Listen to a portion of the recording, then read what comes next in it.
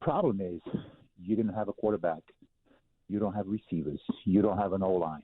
You don't have other good coaches.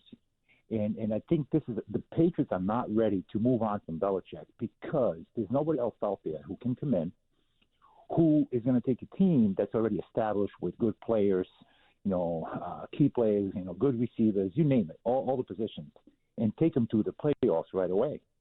So you're going to be rebuilding not only a team, you're going to be rebuilding coaches and organization from scratch. It's going to be years before we see anything decent. And I don't think us Patriots fans, we can handle that. David, thanks for the call. John, David makes a great point. And in my hand, for some reason, it was almost like, you're like, maybe I should bring my Bible to Sunday school today just in case there's a message to me.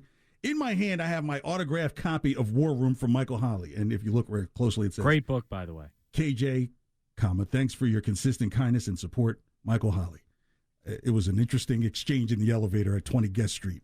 Funny exchange as well. But I go to where the color inlay starts. You remember that if you're not familiar with the book, or you are familiar with the book, you get to page 122 and then come the color inlays.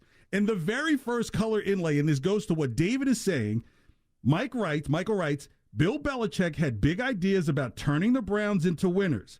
He had an all-star cast on his coaching and personnel staffs, but when it came time to bring his scientific player evaluation system to the field, he wasn't surrounded by enough of the right players.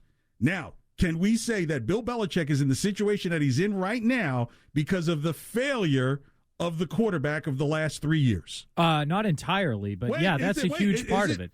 No, that's a huge part of it. I mean, not entirely, though. And look, I appreciate the call from David as well, but it felt a little contradictory because he was saying you need to rebuild, you need to start over and rebuild the whole coaching staff and all the players. Well, that is the time when you would make a change at head coach. Like, that's how it works. So if you think you need to rebuild the entire operation, then that's probably when you would hire a new coach.